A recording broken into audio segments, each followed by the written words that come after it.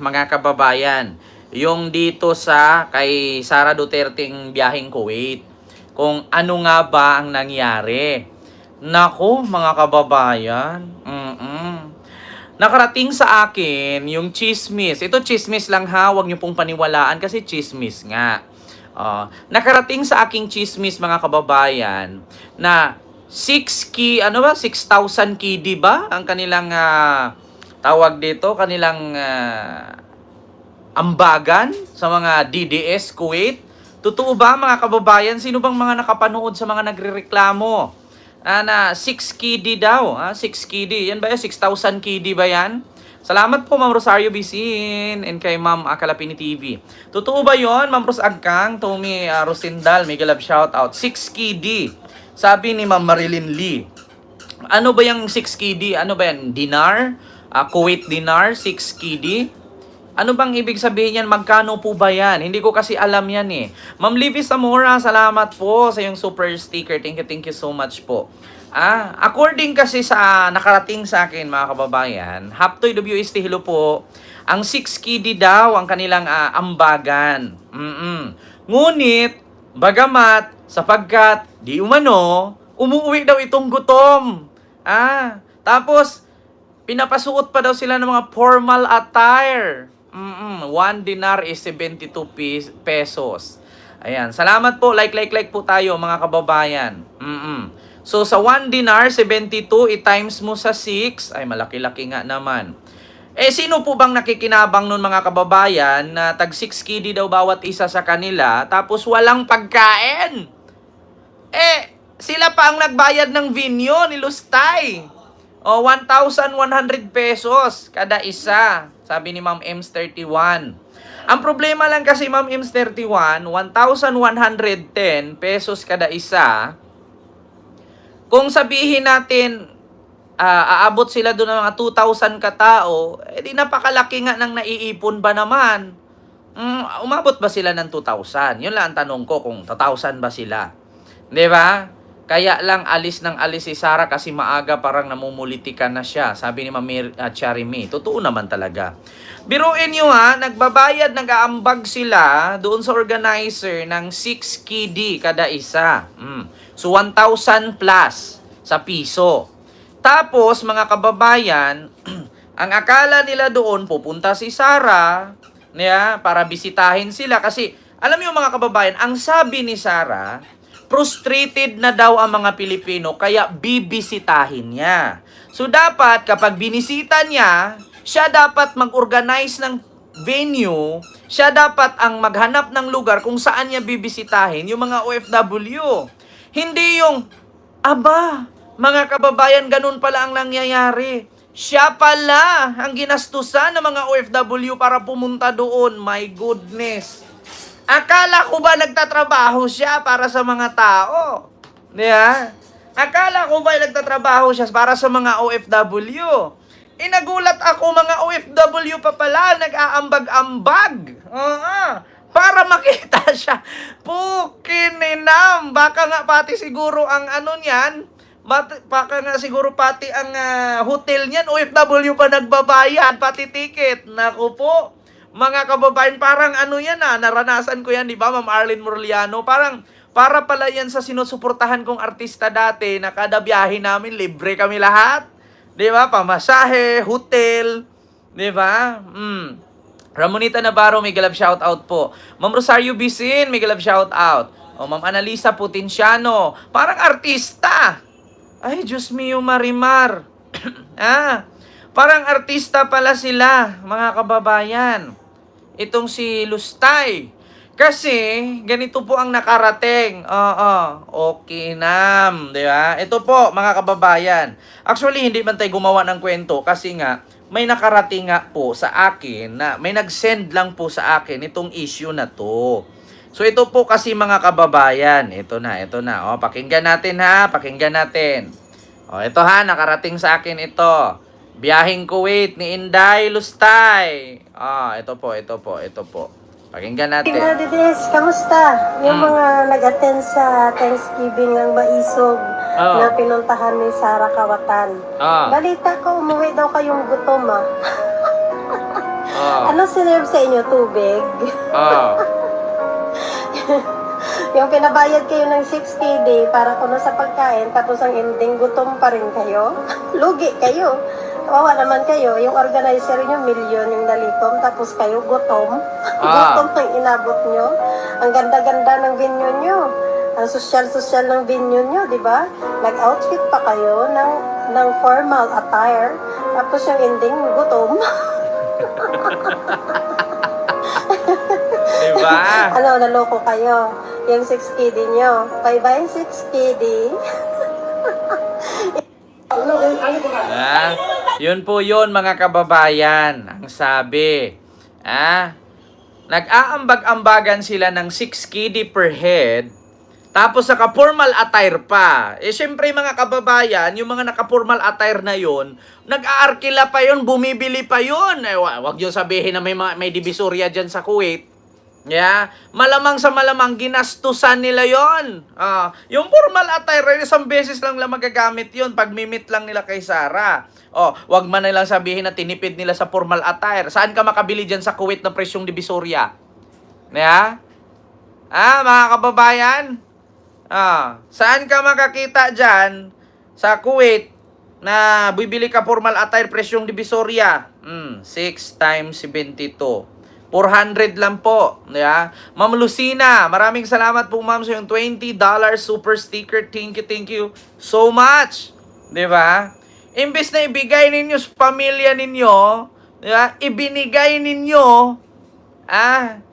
doon sa organizer. Tapos wala pagkain, gutom. Naku po. Yun ang sabi na nakarating sa akin. Gutom daw sila. Wala daw walang kain. See you, Marimar. Dahil lang dito, ito lang yung pinapanood nila mga kababayan. Ito lang. Ngayon, mga kababayan, tanungin ko kayo. Ayun ko kanina. Pupunta kayo sa isang lugar. Pupunta kayo sa isang venue. Tapos papakinggan ninyo ang sasabihin kasi para daw siya sa inyo. Tapos anong kwento? Patungkol lang sa biryani rice. Yun na yun. Tanungin ko kayo mga DDS na OFW dyan sa Kuwait. Anong nakuha ninyong aral? Sige, mag-quiz tayo ngayon ha. Quiz V. Quiz V tayo. Mga Pilipino, DDS na OFW sa Kuwait, di ba? Umattend kayo doon sa rally ni Sarah doon na maisog-maisog. Anong nakuha ninyo na ikakaunlad sa inyong buhay at makakatulong sa inyong pamilya ang ganitong kwento ni Sarah? Ito ha, pakinggan ninyo. Bago ang lahat, yung kinain ko kanina, naalala ko lang. Kasi naalala ko ang 20 pesos ang kilo ng bigas. Yung kinain ko kanina,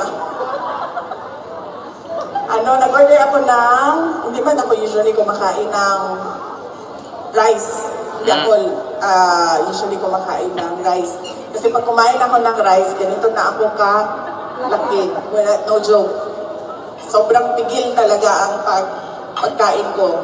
Dahil kung pabayaan ko ang sarili ko, hindi na ako matabunan ng podium na ito. Ngayon mga kababayan, anong nakukuha ninyo sa mga pinuputak-putak doon ni Sarah sa harapan ninyo? Tanungin ko kayo, mga DDS na umattend doon sa rally na maisog-maisog sa Kuwait. Anong nakukuha ninyo na para mapag-isip-isip kayo na ikakaunlad ninyo sa mga sinabi ni Sarah? Sige nga, kasi si Sarah daw ay para sa inyo kasi frustrated daw kayo. Mga DDS na OFW sa Kuwait. Tanong ko lang, sa mga kwento ni Sarah mula sa biryani rice, ganito daw kahaba. Tapos yung bigas daw sa atin ganyan. Sana daw ang 20 pesos bigas sa atin, ganun din kahaba sa biryani rice. Para yung isang kutsara, 3 kutsara na daw ang dami. Diba? Grabe kabubo, grabe mag-analyze, no? Ang bigas sa atin, ganyan kalaki. Yung biryani rice sa Kuwait, ganyan daw kahaba. So ngayon, pag kumalus ka isang kutsara, 3 kutsara na daw yan. Paano nangyaring 3 kutsara na yun? Ang bigas sa atin, ganyan kaliit. Ulitin ko ha mga kababayan, yan ang sabi ni Sarah . Ang bigas sa atin, ganyan kaliit. Sa Kuwait daw, ang bigas sa kalaganyan kahaba. Oh, pag kinalos mo daw yan, 3 kutsara na daw ang dami sa 1 kutsara sa atin. Paano naging 3 kutsara kung 1 kutsara lang ang kinalos mo? Sige nga, 1 kutsara sa bigas natin at 1 kutsara sa bigas sa Kuwait. Paano nangyari naging kutsara 3? Parehong kutsara lang naman ang kinalos niya. 'Di ba? Ang galing mag-explain ni Sarah, 'di ba? Yung sasabihin niya, ano ba ibig sabihin ng ICC, 'di ba? Crimes against humanity. Ha? Paano nangyari ang ICC, meaning Crimes Against Humanity, International Criminal Court 'yan? Aba, 'di ba? Ngayon mga dides, tanungin ko kayo, doon sa bigas na 20 pesos at sa bigas ng Kuwait na biryani rice, 'di ba? Anong nakuha ninyong aral doon sa sinabi ni Sarah na ganun? Tataas ba ang sahod nyo? Mumura ba ang tuition ng mga anak ninyo? Na, makakabili ba kayo ng bahay at lupa sa probinsya habang kayo'y OFW dyan sa sinabi ni Sarah sa bigas na biryani rice dyan sa Kuwait? Sige, tanungin ko kayo mga DDS. Kasi di ba your president future 2028? Ulitin ko mga kababayan. Kahit pa si Sarah maging prime minister yan, maging imperatrice yan, maging emperador yan, kahit maging reyna pa yan sa buong mundo, hindi kayo yayaman dyan. Mananatili kayong worker, mananatili kayong OFW, at mananatili kayong bobo, mamamatay kayong mahirap, mamamatay kayong bobo, kahit ano pang maging posisyon ni Sarah. Tandaan ninyo yan. Di ba? Biruin ninyo. Mananatili kayong empleyado. Hindi magbago ang buhay ninyo. Diyos mio marimar. Kahit sino maging presidente sa ating bansa, hindi magbabago ang buhay ninyo. Mamili kayo ng presidente na kayang ipagtanggol yung mga sarili natin at sariling bansa natin. Hindi yung kaya tayong ipagtanggol pero binenta na pala tayo unti-unti. Diba? Nakita nyo mga kababayan? Diyos mio marimar. Pumunta ka ng Kuwait. Ang akala ng mga DDS, makakatulong sila, magbigay ka ng idea, anong gagawin mo bilang isang OFW, na sana, ako expected ko talaga mga kababayan, kung ako DDS, na umaten doon sa rally ni Sarah sa Kuwait, ang expected ko doon, pupunta siya, magbibigay siya ng advice, na para kayo, hindi naman kayo habang buhay OFW, gagawa tayo ng solusyon pag ako naging presidente. Kasi gano'n naman talaga ang kahahantungan dyan Gano'n naman talaga ang kakalabasan yan. Nangangampanya advance campaign yan for 2028. Kasi hindi naman parte ng trabaho niya yan. Diba? Ngayon, ang expect ko, kung ako OFW, pagdating doon, ikaw Kent, OFW ka, ilang taong ka na. Dapat ganun ilang taong ka na dito. Ma'am, 10 years na po ako. So gusto mo ba habang buhay OFW ka na lang? Hindi pa po pwedeng uwi ka ng Pilipinas, magnegosyo ka, 'di ba? Mahanap tayo ng paraan. Kung makapag-ipon ka, anong maigandang maidulot ng ating pagpunta dito? Hindi yung pagdating doon magkwento ka about biryani, anong makukuha nun? 'Di ba? Anong makukuha ng mga OFW doon na kahit anong gagawin mong pa-explain dyan sa biryani rice? Kahit gaanong perimeter dyan, kilometer or centimeter kahaba ng bigas na yan, walang nakukuhang aral ang mga OFW sa'yo. Lalong OFW pa rin sila. Diba? Biruin nyo mga kababayan. So ano lang pinunta niya doon? Exposure? Diba? Anong makukuha ninyong aral? Diba? Ganun dapat pagdating mo doon. Sabi, mga kababayan, alam nyo, mga minamahal kong OFW, andito ako ngayon. Kasi nga, sabi ko sa media, mga frustrated kayo. Totoo ba? Yes, frustrated kami. So ngayon, frustrated kayo kasi habang buhay OFW kayo, kailangan nating gumawa ng aksyon bilang kinatawan ng Pilipinas, pangalawang Pangulo. Magbigay po kayo ng advice sa akin kung anong gagawin natin na hindi tayo habang buhay OFW dito. Papayag ba kayo habang buhay batuhin kay Arinola ng amo nyo? Mapayag ba kayo habang buhay magkuskus ka ng kubeta? O, di ba hindi? O, anong gagawin natin? Ito po. Kaya nandito po ako. Magbibigay po ako ng advice sa inyo na kapag ako ay ipinalad maging Pangulo sa 2028, hindi naman yan kalagtaan kasi yan naman talaga sasabihin niya, abangan niyo po, tatakbo po ako. Di ba? So ako, pag nanalo akong Pangulo sa 2028, anong una nating solusyonan? Siyempre, mga OFW, kasi nandito ako. O, ano bang unang gawin natin? Hindi tayo mananatili na maging OFW na lang habang buhay. Kailangan mag-ipon. Para pag nakapag-ipon, pag nagretiro pagka OFW, umuwi sa Pilipinas, magnegosyo. Ngayon, paano ka magnegosyo kung wala ka bang sariling bahay? Mag-ipon ka, bumili ka ng bahay. Pag kumpleto na, tsaka ka na magnegosyo. O pag nakaluwag-luwag, tutulungan mo ang mga pamilya mo, mga kamag-anak mo. Ganon. Di ba? Hindi yung pagdating doon, alam nyo, yung biryani rice, ganito siya kahaba pala, oh. Oh my goodness. Di ba? Ganon dapat. Hindi yung, anong makukuha ninyong aral sa biryani rice? Kadalasan na lang na napapanood ko kada punta ni Sara sa ibang bansa, puro na lang paninira kay Marcos. Yung bigas, flood control, pamumuno. Bakit hindi niya gawan na, kung ngayon, administrasyon ngayon, alam naman natin, nakalaban ko na sila. Kung hindi niya nasugpo-sugpo yung flood control na yan, sa sunod, pag ako nanalo, ako ang gagawa niyan. Yung bigas na hindi na isa katuparan, pili lang na lugar. Pag ako nanalo, gawin nating buong bansa yan. Diba? At least ibuboto pa siya ng mga bubong DDS.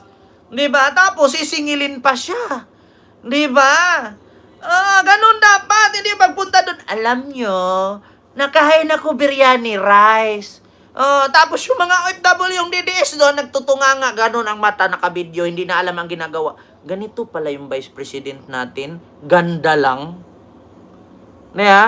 Ganda lang.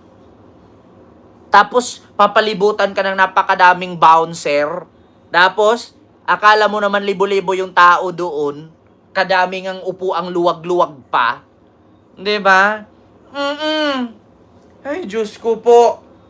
Mga kababayan, ganun dapat ang gagawin. Nagrereklamo pa. Yung mga OFW umuwi daw. Gutom. Totoo ba? Nakarating lang yan sa akin. Napanood ko lang sa TikTok. Gutom daw. Tapos 6 KD daw kada isa. Tapos wala man daw pagkain. Totoo ba? Sino po mga DDS OFW dyan sa Kuwait? Totoo ba na walang pagkain? Kasi yan po yung kumakalat ngayon. Gutom daw kayong umuwi, tapos 6 KD daw bayad per head. My goodness. Di ba? Ito, sunod mga kababayan. Ito yung sunod natin pag-uusapan. Ano na naman yan?